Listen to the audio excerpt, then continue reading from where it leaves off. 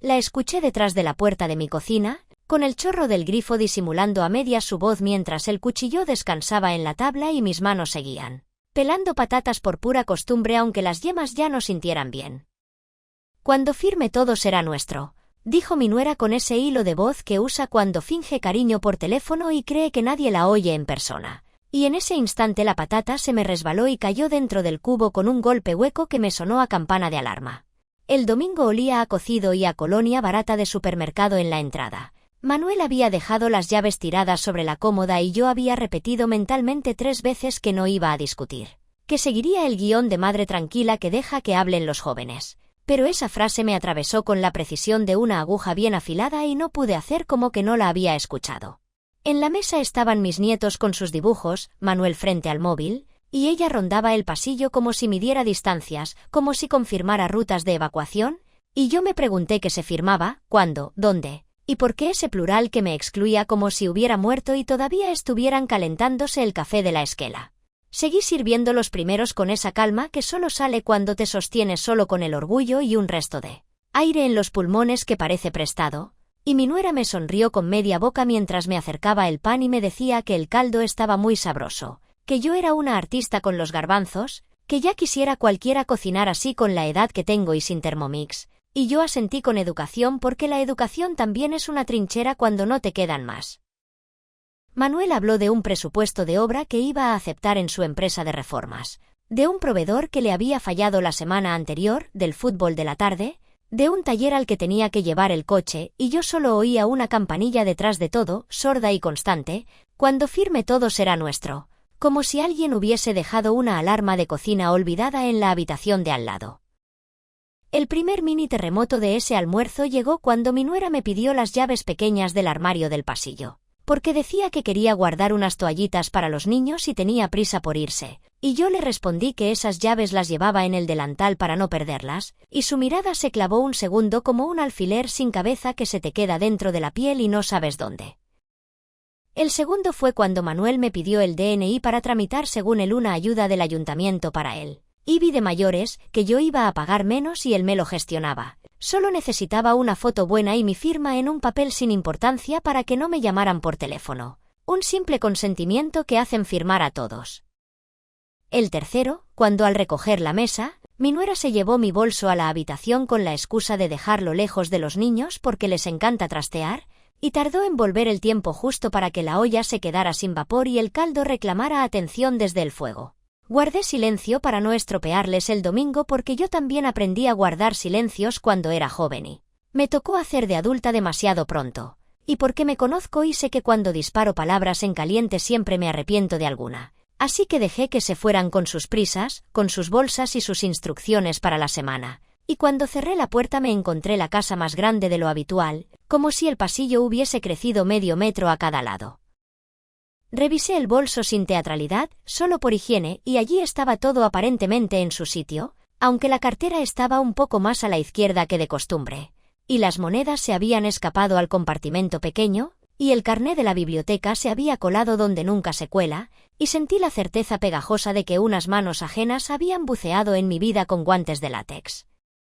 No dije nada a nadie esa tarde. Ni siquiera a mi vecina Pilar cuando bajé a tirar el vidrio al contenedor y ella me preguntó por la familia con esa curiosidad ligera de portal, porque hay noticias que una no comparte en voz alta sin tener algo en la mano que las apuntale. Me hice un café fuerte y me senté con el cuaderno donde apunto pagos y citas, anoté en mayúsculas lo que había oído, oí a mi nuera susurrar cuando firme todo será nuestro, y debajo tracé una línea gruesa como marcando el principio de una investigación que no deseaba pero que ya estaba en marcha. Me juré que a partir de ese momento ninguna firma saldría de mi bolígrafo sin leer cada palabra 2 veces y sin entender para qué servía, y al cerrar el cuaderno, la campanilla del fondo no callaba, solo cambió de tono como si me advirtiera de que había dado el primer paso y que el segundo, me gustara o no, estaba a punto de empujarme hacia un pasillo del que no habría marcha atrás cuando viera el sobre blanco que encontraría a la mañana siguiente en el buzón con un sello de un colegio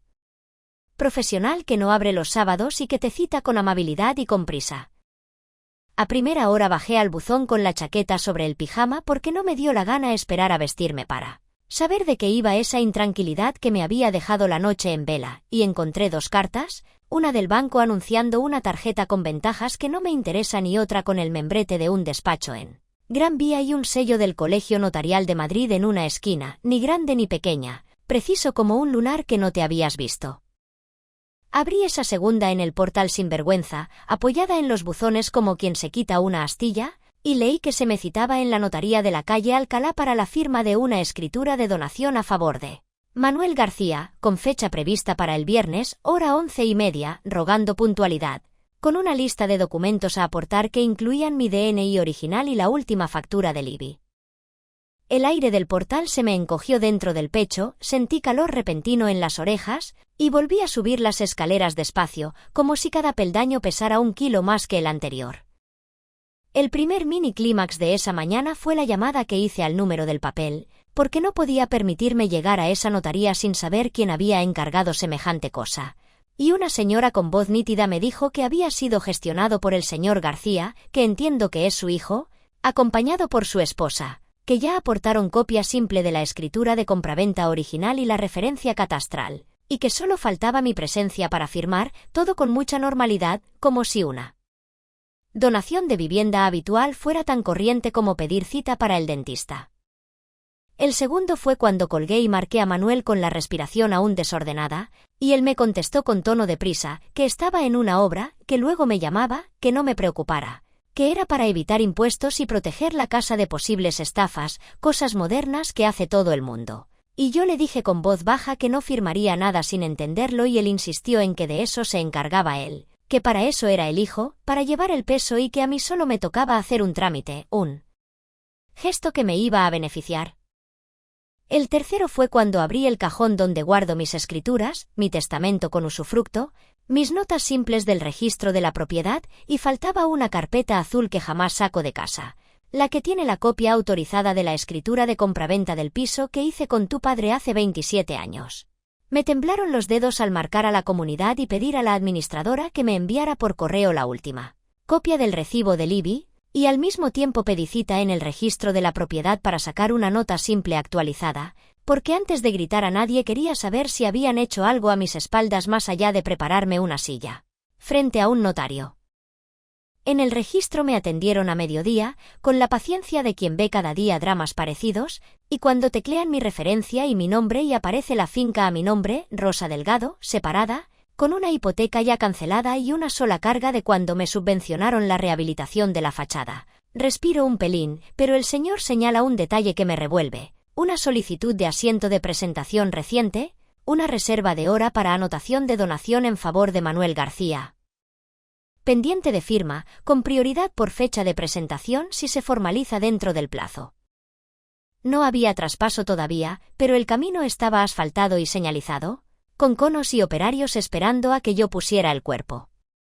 Salí del registro con una carpeta que ahora parecía un escudo y me fui directa a la oficina del banco de la esquina donde siempre me han tratado de usted con respeto. Pedí hablar con el director y le conté que no autorizaba ninguna operación donde se me pidiera firmar sin mí delante. Y pedí que dejaran constancia de que cualquier movimiento relevante requería mi presencia física, nada de poderes ni firmas escaneadas, y él me miró con ese respeto que da ver a alguien decidir de pie y no desde la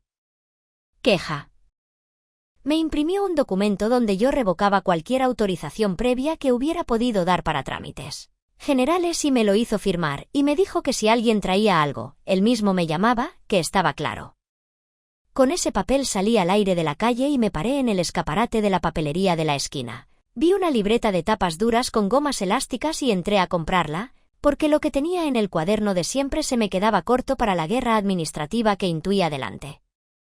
El gesto definitivo de esa tarde fue ir a la comisaría del barrio a poner una denuncia preventiva, así lo llamé, y el agente me dijo que se llamaba de otra manera, pero que tomaba nota de todo, que adjuntara la carta de citación notarial y la nota simple, que explicara que había observado maniobras en el entorno de mi familia, y que si el viernes alguien pretendía que yo firmara, me acompañaba quien yo considerara.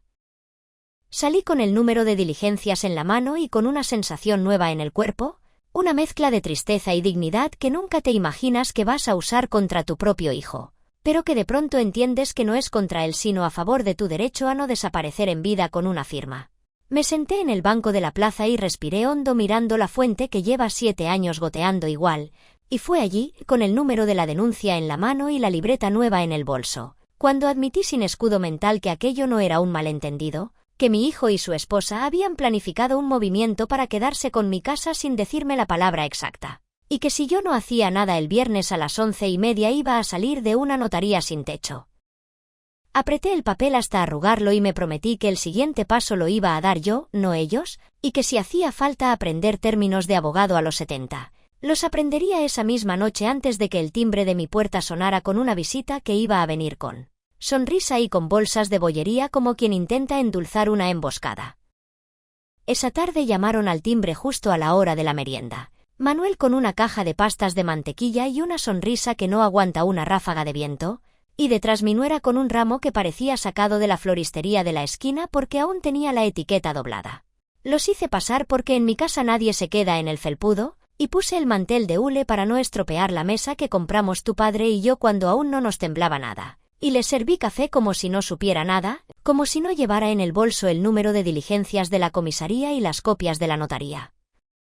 Manuel fue al grano con esa manera suya de disfrazar los golpes con papel seda. Dijo que el viernes había un trámite sencillo para ordenar las cosas por si yo algún día necesitaba una residencia y para que no me estafaran con llamadas, que era mejor que la casa estuviera a su nombre y así me cuidaba él con más facilidad, que yo seguiría viviendo aquí igual, con un documento que se llama usufructo, que él lo había mirado todo con un conocido que sabe, que de impuestos mejor ni hablar porque lo tenía apañado.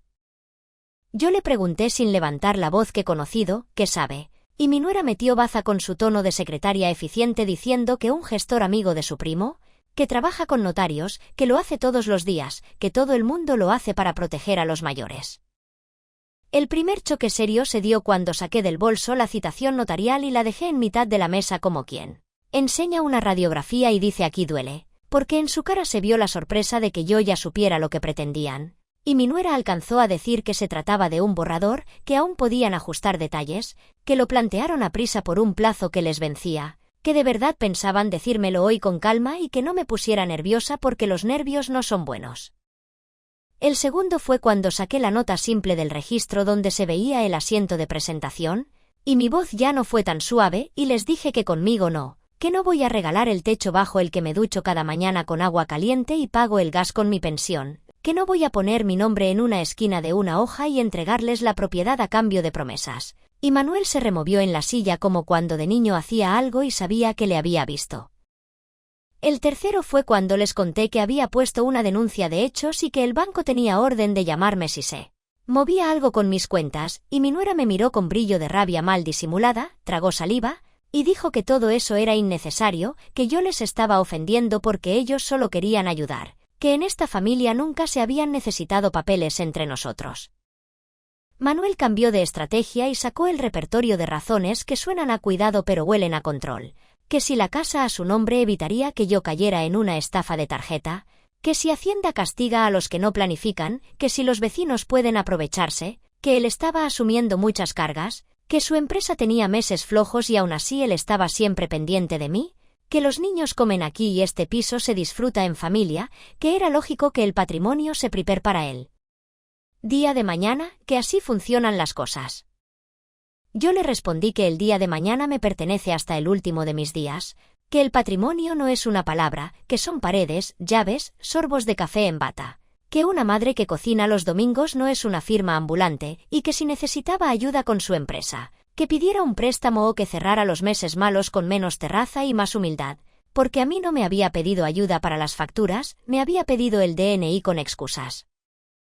Él se levantó de la silla, dio 2 pasos hacia la ventana. Respiró hondo y volvió diciendo que no me iba a obligar a nada, que por favor confiara, que el viernes solo íbamos a dejar atado lo del usufructo, que yo seguiría igual, que de verdad no lo hacía por interés. Y en ese justo momento mi vecina Pilar llamó a la puerta para devolverme un tupper y se encontró con la escena, clavada en el aire, con Manuel en pie y yo con papeles sobre el mantel, y su presencia cortó la conversación como un cuchillo de pan corta una hogaza vieja. Mi nuera aprovechó para coger el ramo y recolocarlo en el jarrón como si supiera de flores, y Manuel dijo que hablaríamos otro día, que me pasaría a buscar el viernes por la mañana para llevarme a la notaría y que lo íbamos viendo en el camino, que no firmaría nada que yo no entendiera, y sonrió con esa sonrisa que hereda de su padre cuando intenta venderte una idea como si fuera tuya. Los acompañé a la puerta sin discutir. Me di cuenta de que uno de los juegos de llaves que tenía en el cuenco de la entrada no estaba, el de plástico rojo, y cuando pregunté mi nuera dijo que se lo había llevado sin darse cuenta porque se parecía al suyo, que me lo traería mañana, y yo asentí con cara de planta que aprende a resistir a la sombra. Cerré, apoyé la frente en la madera unos segundos para bajar la presión, y supe que el viernes no iba a haber paseo en coche ni café de antes. Supe que la siguiente conversación iba a ser en otro escenario, más grande, con público que no habían invitado, porque hay verdades que conviene que oigan más oídos para que queden cosidas a la memoria común como se cosen las etiquetas a las prendas del colegio. A primera hora del jueves pedí cita con una abogada recomendada por la farmacéutica de la esquina, una mujer clara y directa que me escuchó sin dar golpecitos en la mesa ni hacer gestos de consoladora profesional. Sacó un folio y dibujó 3 líneas para explicarme el mapa. Línea 1. Falsedad documental si alguien intenta que firme creyendo que firmo otra cosa o si aparece una firma mía en un papel que no he puesto.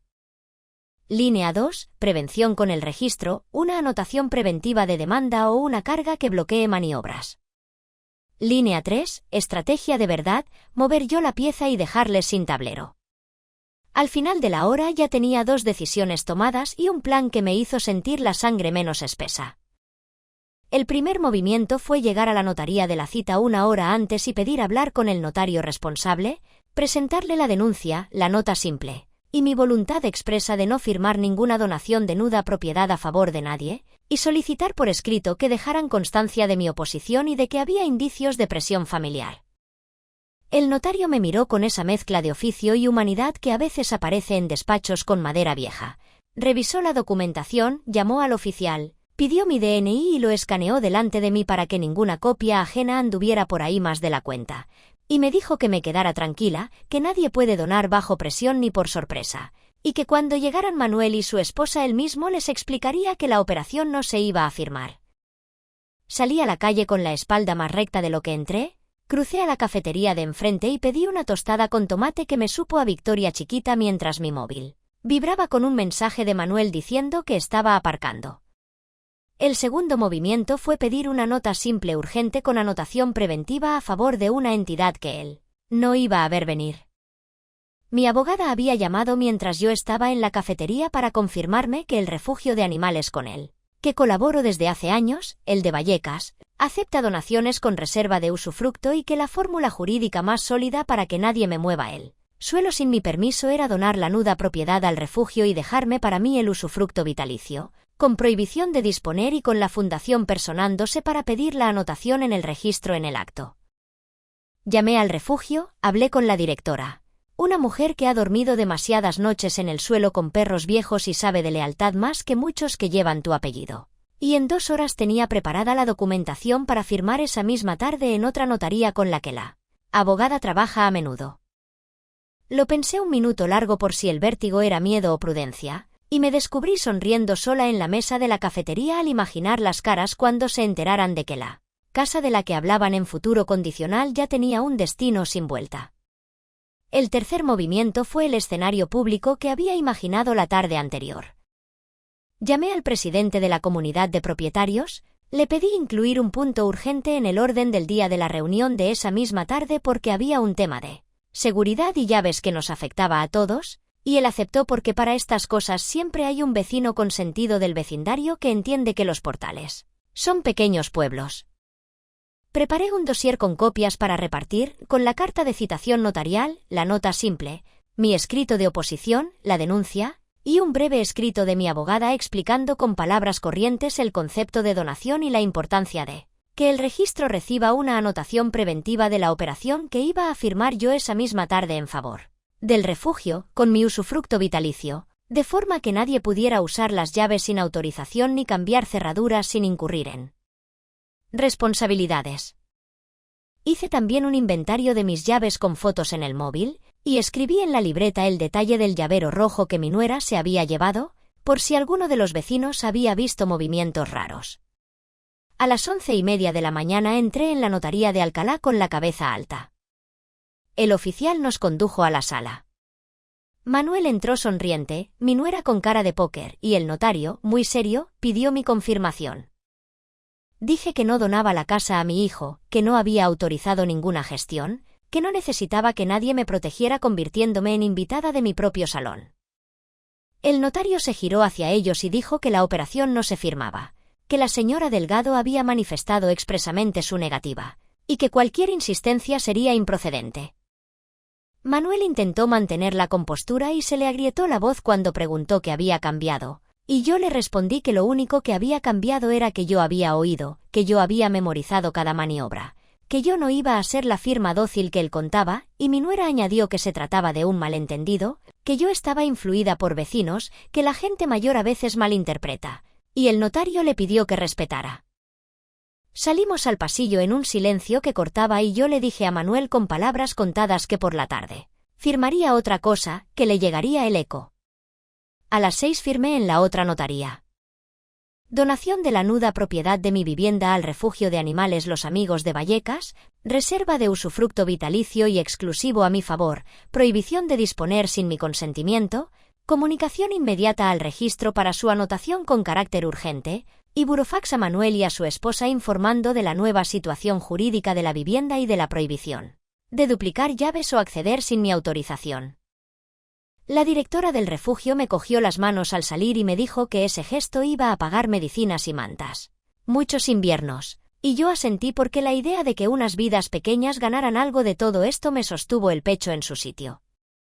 Al terminar, mi abogada envió copia al presidente de la comunidad para que lo adjuntara al acta de la reunión de esa noche, y yo me permití 10 minutos de andadura lenta por la acera, mirando escaparates y respirando ese olor a pan de la Tahona que siempre me reconciliaba un poco con la ciudad. La reunión de vecinos fue el teatro perfecto que yo buscaba, sin exageraciones, solo con luz fría de fluorescente y sillas de plástico, que es donde se dicen las verdades que pesan. Cuando llegamos al punto de llaves, expliqué con calma que una copia de mis llaves había desaparecido durante una visita familiar, que había hecho el cambio de bombines esa misma tarde por prudencia, que cualquier extraño en las zonas comunes debía ser advertido, y repartí mis copias del dossier con el resumen jurídico, la citación notarial fallida y la donación al refugio con mi usufructo. Las caras pasaron de la sorpresa al respeto y luego a ese murmullo que hace comunidad, ese recordar que nos hemos visto en bata bajando la basura y también con ropa de domingo. Apareció Manuel en mitad de la reunión porque alguien le avisó y entró pidiendo hablar conmigo fuera. Le dije que dentro, delante de todos, porque lo nuestro ya tenía demasiado silencio, y se produjo ese minuto de verdad que nadie olvida cuando conoce a una familia. Manuel habló de cariño, de intención, de protegerme, de que había deudas en su empresa que le apretaban, de que pensó que era mejor ordenar la casa antes de que yo tuviera un susto. Y yo pensé en aquella tarde de patio cuando me pidió su primera bicicleta y le expliqué el ahorro con monedas en una hucha, y me dolió que no hubiese pensado en pedirme ayuda con palabras y sí en pedirme el DNI con atajos. El presidente le dijo con educación que entendería que, a partir de ahora, cualquier visita suya estaría sujeta a mi permiso expreso, y varios vecinos asintieron con naturalidad, no por tomar parte, sino porque comprendieron que aquello no era un drama ajeno, sino una norma básica de respeto al hogar. Manuel se quedó sin palabras por primera vez en meses, su esposa no apareció y yo, que había temblado al principio, ya no temblaba, porque la casa estaba blindada por ley y por ojos, y porque al llegar a casa me esperaba un sobre con el acuse de recibo del burofax ya entregado en su buzón. No dormí bien, pero no por miedo, sino por ese cansancio que solo llega después de una batalla que ya no te arrastra. A media mañana del sábado, Manuel pidió verme a solas. Acepté en el parque de al lado, en un banco con sombra, sin café, sin pastas, sin testigos. Se sentó al otro lado de la tabla con los codos sobre las rodillas, y tardó en levantar la mirada como si en el suelo hubiera respuestas.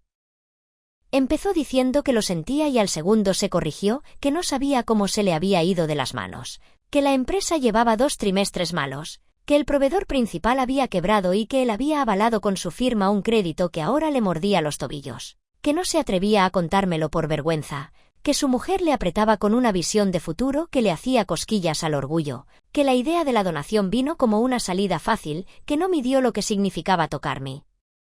casa. Le escuché en silencio hasta que se acabaron las excusas vestidos de confesión, y entonces hablé yo. Le dije que mi casa ya no era un instrumento, que nunca debió serlo, que esa puerta en la que colgaban sus abrigos los domingos se sostenía con mis turnos doblados de cuando era más joven y con las vacaciones que no hice para pagar el último tramo de hipoteca, que esa mesa donde sus hijos pintan la coloreé yo con aceite para que no se astillara, que una donación no es un trámite simpático, que es un traspaso de poder sobre la vida de una, que es la línea exacta donde una madre se convierte en invitada. Le conté que había decidido donar la nuda propiedad al refugio donde voy los martes a doblar mantas, que ellos esperarían a que yo me fuera algún día, que mientras tanto yo seguiría en mi casa con mi llave y mi taza, que él podía estar enfadado, triste o humillado consigo mismo, pero que ese papel estaba firmado y anotado y que ahora tocaba reordenar la relación desde otro sitio. El primer tirón de ese banco fue cuando pidió perdón de verdad, no con voz de niño, sino de hombre adulto al que se le ha caído la máscara delante del espejo, y me dijo que había cosas que no sabía gestionar, que la deuda era alta, que si yo no hubiera reaccionado a tiempo quizá me habría arrastrado sin querer conmigo, y le respondí que querer tiene reglas y que la primera es no convertir al que te quiere en garantía de tus fracasos. El segundo fue cuando me dijo que su mujer no entendía mi decisión y que estaba en casa diciendo que yo la odiaba, que iba a contar a la familia que yo me había vuelto loca, que si yo podría considerar revertir la donación cuando se arreglara todo, y le contesté que no, que ese tren había pasado, que podía contar lo que quisiera, que las mentiras tienen patas que se cansan, y que en la comunidad ya sabían lo esencial. El tercero fue cuando le dije que yo no le cerraba la puerta a ver a sus hijos ni a comer los domingos si venían, que a mí me quedaba cariño de madre como para no saber desperdiciarlo, pero que la llave que su mujer se llevó no iba a volver a mi entrada, que ese gesto tenía un precio, y que la confianza cuando se rompe no se arregla con un ramo de la floristería.